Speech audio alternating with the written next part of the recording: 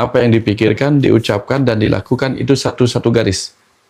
Tidak ada melenceng sedikit pun. Nah, inilah yang disebut dengan kejujuran. Makanya jangan pikir kejujuran itu bermanfaat untuk orang lain, bukan. Kejujuran itu bermanfaat untuk diri kita sendiri. Karena begitu kita hidup dalam kejujuran, kita memikirkan A, seluruh tubuh kita mengerti bahwa memang benar A yang diinginkan. Tapi kalau kita terbiasa berdusta kepada orang lain, tubuh kita tahu diri kita sedang berdusta. Besok-besok kalau kita menginginkan hal-hal tertentu, misalnya ingin kaya, itu pun akan dianggap berdusta oleh tubuh kita sehingga tidak dikasih. Kita ingin sukses, aku ingin sukses jadi pengusaha, belum tentu didukung oleh tubuh kita. Karena dianggap, jangan-jangan ini berdusta. Tapi sekali kita terus-menerus jujur pada diri kita sendiri, di situ kemudian apapun yang kita pikirkan mudah menjadi kenyataan. Ini kuncinya.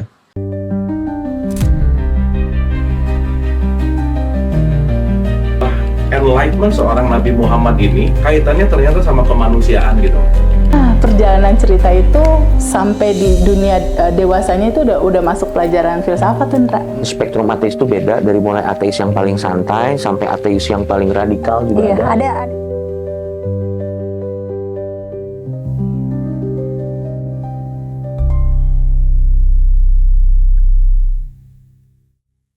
Nah, dari potret bencana banjir yang di Denpasar kemarin, apakah itu kemudian memberikan sebuah bukti nyata bahwa ternyata sebuah kesadaran kolektif itu juga membutuhkan tumbal, Pak?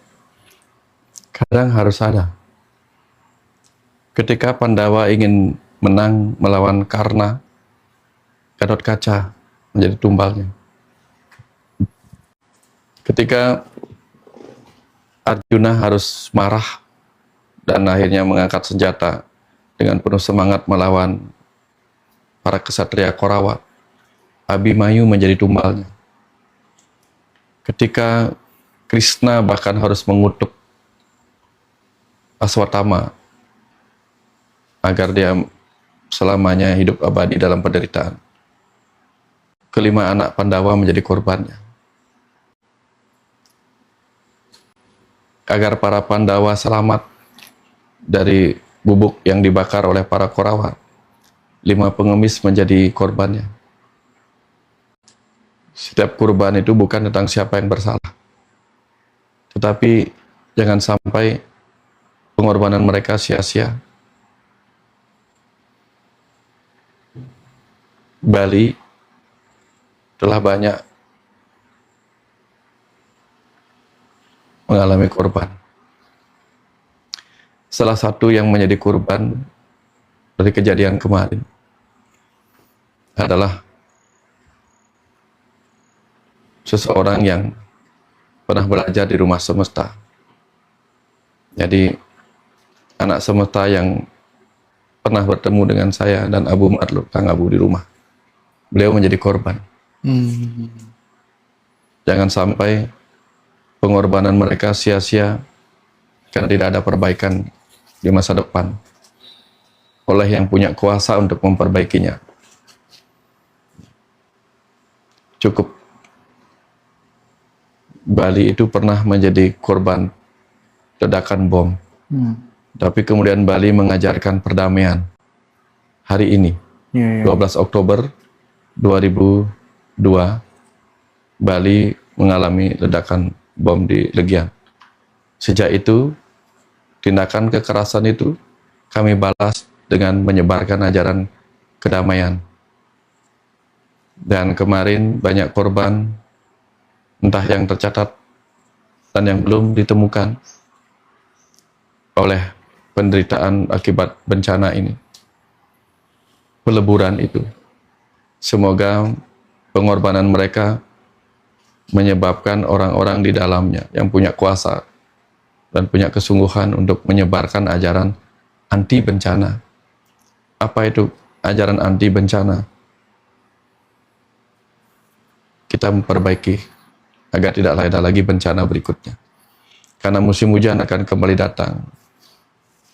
Jangan sampai kita hidup dalam kecemasan. belum banjir terjadi, kita sudah dibanjiri kecemasan. Iya, iya, iya. Jangan sampai. Ya. Jangan sampai kita merusak aliran mata air untuk kemudian mengalirkan air mata. Merusak mata air untuk mengalirkan air mata. Ya. Oke Pak, satu pesan terakhir barangkali tentang ini yang sering membuat kita sakit adalah ketika kemudian kita nggak bisa melepaskan, ya, kita terseret terus oleh rasa sakit yang lahir dari keterikatan harta, tahta, dan cinta, Pak. Nah, Ya. ini nampaknya yang bikin banyak teman-teman jatuh itu karena kita nggak bisa lepas, kita benar-benar terikat, kita benar-benar melekat di salah satunya atau ketiga-tiganya gitu. Nah, bagaimana pandangan Pak Wayan terhadap masalah yang sangat serius ini? Karena nggak mudah, terus terang nggak mudah. Gitu. Ya. Ya. Ajaran terpenting itu adalah sebuah pandangan bahwa apapun yang kau miliki itu berpotensi menyakiti. Ketika kita belum punya harta, kita mengejar harta. Betul. Ketika belum punya cinta, kita mencari cinta. Ketika belum punya tahta, kita berusaha mendapatkan tahta. Tapi pada saat kita mendapatkan semua itu, siap-siap bahwa itu akan membuat kita menderita. Baru memiliki saja sudah membuat menderita. Apalagi kalau kita menggenggam erat-erat kepemilikan itu. Sangat menderita. Misalnya, ketika kita punya mobil, kita mengejar supaya punya mobil baru. Itu harta. Tapi begitu kita melekat pada mobil itu dan menjadikan mobil itu seolah-olah diri kita, diserempet sedikit kita marah. Ada dalam kemacetan kita stres. Karena apa? Kita merasa bahwa jangan sampai mobilku lecet dan sebagainya. Betul. Kekacauan itu terjadi. Begitu kita dapat tahta, kita takut tahta kita akan diambil. Setiap ada rencana mutasi langsung kita stres. Cemas oleh apa? Ancaman mutasi. Jangan-jangan aku terkena mutasi. Lalu kita berpikir tentang lahan basah, lahan kering. Ya, tempat kerja yang basah, tempat kerja yang kering. Ini membuat kita cemas setiap kali menjelang masa-masa pergantian. Begitu mau ada reshuffle, kita stres.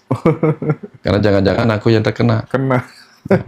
Dan terbukti adalah orang-orang yang tersakiti hatinya kena reshuffle, itu sakitnya bisa bertahun-tahun. Iya sih, betul. Bisa bertahun-tahun. Bayangin gitu ya. Ya, karena egonya merasa aku direshuffle karena aku dimutasi karena dianggap tidak mampu. Kinerjanya buruk. Akhirnya buruk. Nah, orang takut disebut buruk. Kenapa takut disebut buruk? Karena sejak kecil akan dimarahin kalau buruk. Ya. Udah ada konsep itu. Konsep gitu, Pak, itu.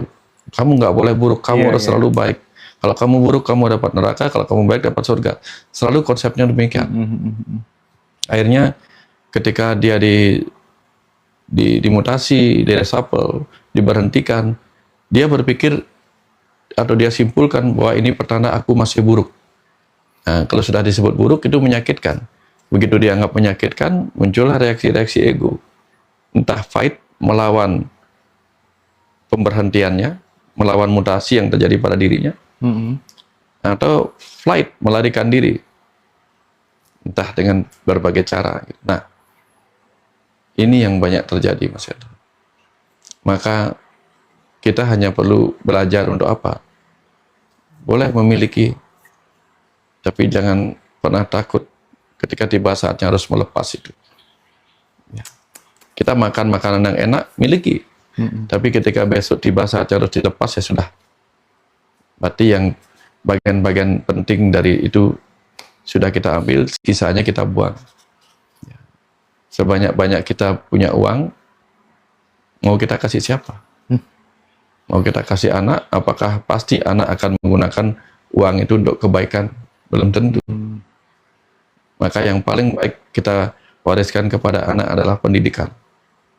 Sehingga sebanyak-banyak dia membagi pendidikan, pengetahuan itu, dia akan tambah banyak tahu.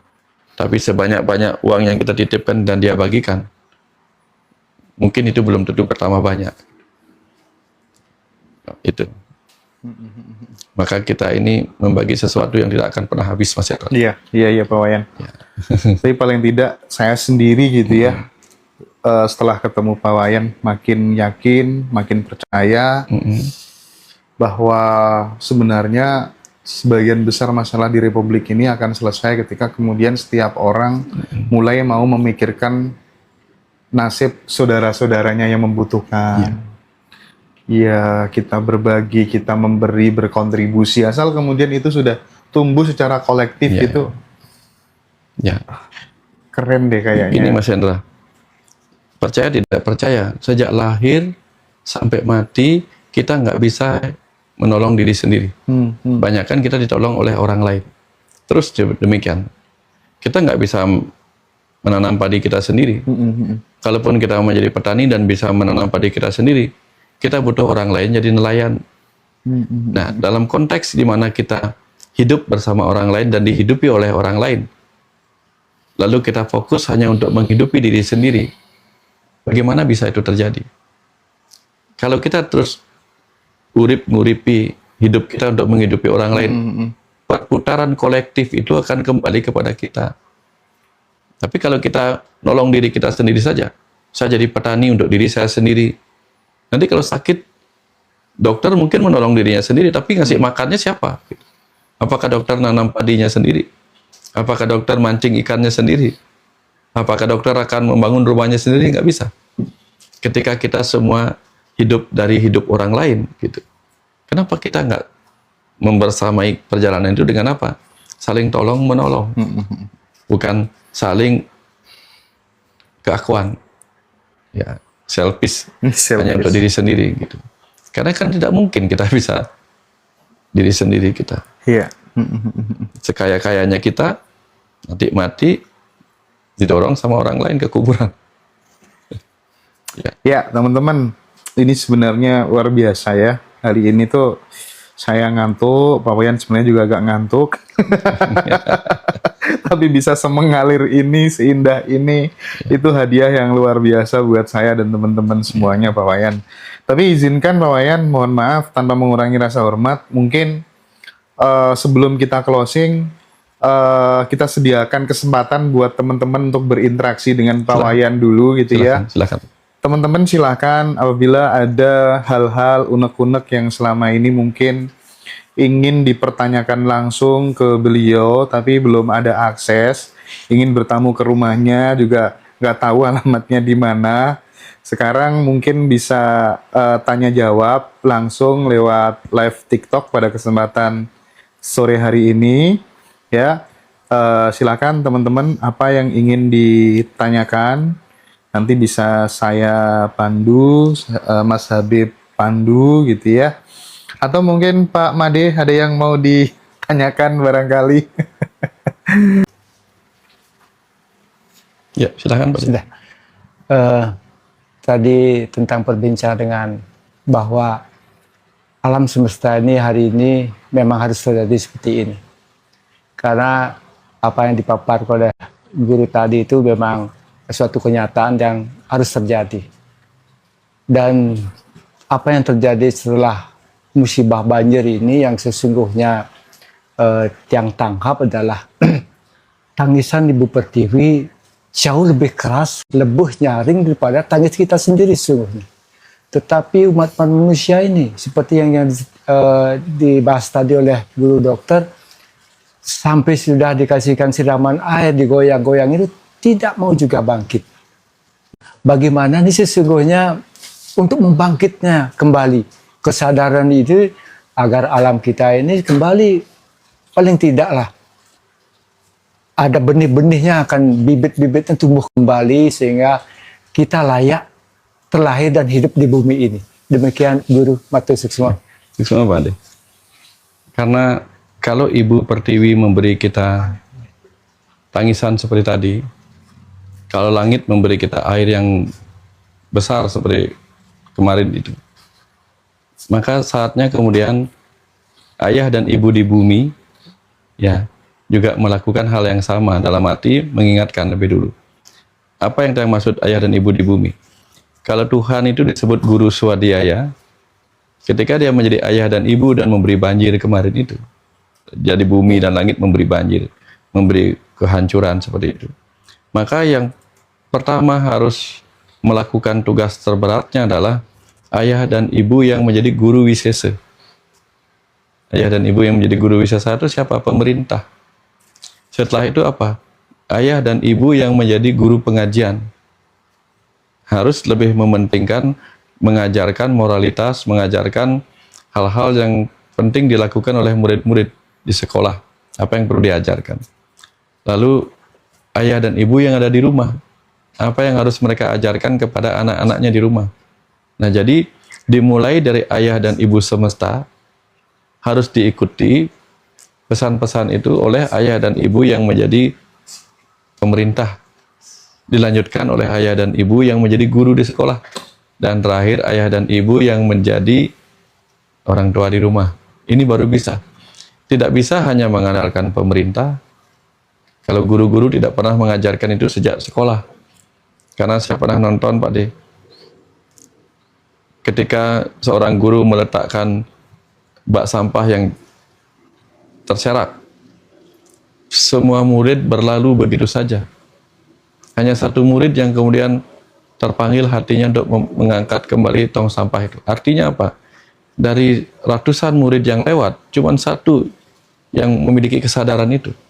Itu sebuah angka kegagalan dari sebuah institusi pendidikan untuk mengajarkan kepedulian itu pada anak-anak sekolahnya.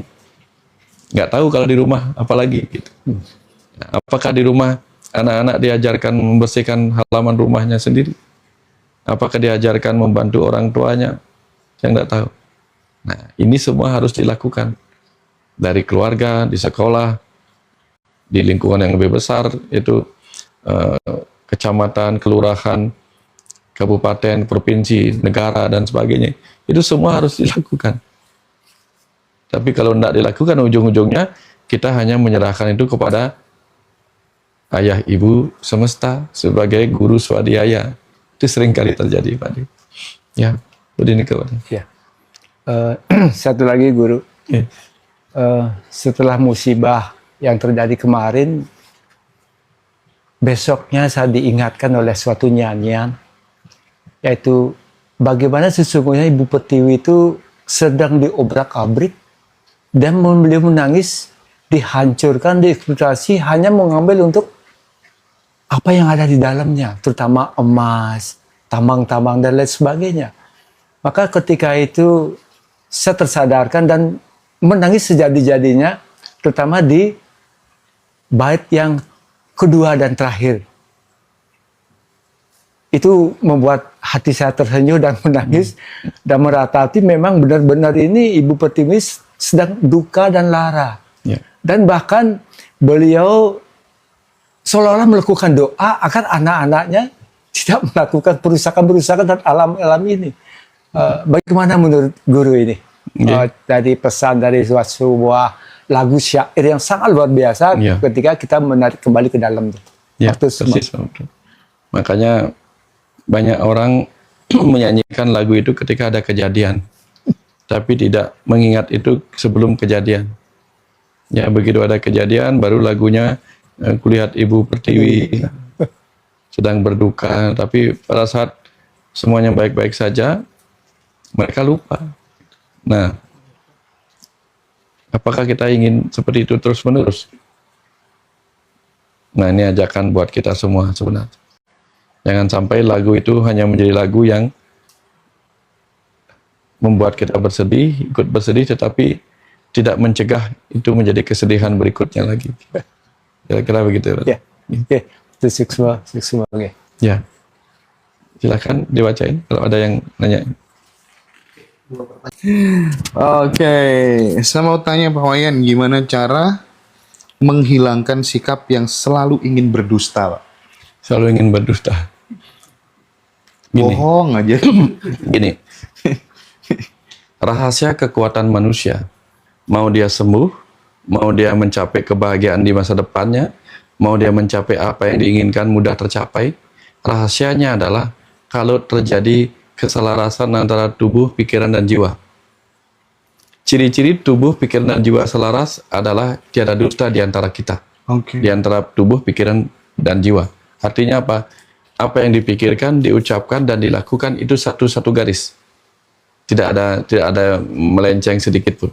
Nah, inilah yang disebut dengan kejujuran. Makanya jangan pikir kejujuran itu bermanfaat untuk orang lain, bukan. Kejujuran itu bermanfaat untuk diri kita sendiri. Karena begitu kita hidup dalam kejujuran, kita memikirkan A, seluruh tubuh kita mengerti bahwa memang benar A yang diinginkan. Tapi kalau kita terbiasa berdusta kepada orang lain, tubuh kita tahu diri kita sedang berdusta. Besok-besok kalau kita menginginkan hal-hal tertentu, misalnya ingin kaya, itu pun akan dianggap berdusta oleh tubuh kita sehingga tidak dikasih. Kita ingin sukses, aku ingin sukses jadi pengusaha, belum tentu didukung oleh tubuh kita. Karena dianggap, jangan-jangan ini berdusta. Tapi sekali kita terus-menerus jujur pada diri kita sendiri, di situ kemudian apapun yang kita pikirkan mudah menjadi kenyataan. Ini kuncinya. Maka kalau ingin berhenti menjadi orang yang berdusta, sadarilah bahwa kejujuran adalah kunci kita mencapai apapun yang kita inginkan. Keren. Gitu. Keren. Terus Pak, ada temen yang WA, Mas Indra, tanyakan ke Pak Wayan dong. Kalau misalnya ngundang Pak Wayan bicara di instansi kami itu tarifnya berapa? Terus ada syaratnya nggak? Dijemput pakai mobil apa? Gitu sih pertanyaannya Pak. saya lagi mau diundang ke ITB untuk ngisi tanda petik kuliah, kuliah agama Hindu. Dia tanya apa syaratnya? Saya cuma bilang, mohon dibantu transportasi dan akomodasi. Bapak mau tinggal di rumah saya? Oke.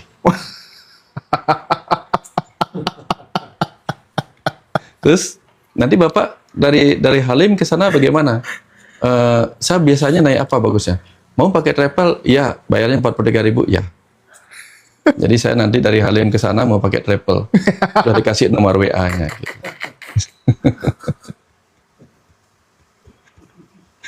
Aduh, beda level ya Pak. Beda level. Kemarin saya diundang hotel besar di Nusa Dua. Iya Pak. Bapak mau kami jemput? Nggak usah. Saya mau bawa motor ke Nusa Dua. Ke hotelnya bawa motor. Kenapa? Nggak mau merepotkan dia kena macet sana sini kan. Kalau naik motor kan lebih lancar gitu. Hah? Dia kaget. Bapak naik motor? Iya. Beneran? Iya, beneran. Oke lah ya. Teman-teman udah dijawab lah ya.